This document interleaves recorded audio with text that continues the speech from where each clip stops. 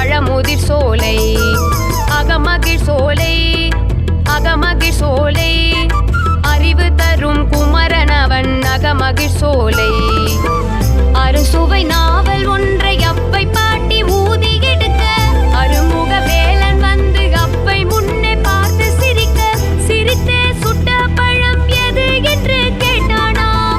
உயிர்கள் ஒன்று என்று புரிய வைத்து சென்றானா கந்தனுக்கு அரோகரா முருகனுக்கு அரோகரா குமரனுக்கு அரோகரா வேலனுக்கு அரோகரா பழமுதிர் சோலை பழமுதிர் சோலை அழகு முகம் முருகனவன் பழமுதிர் சோலை அகமகிழ் சோலை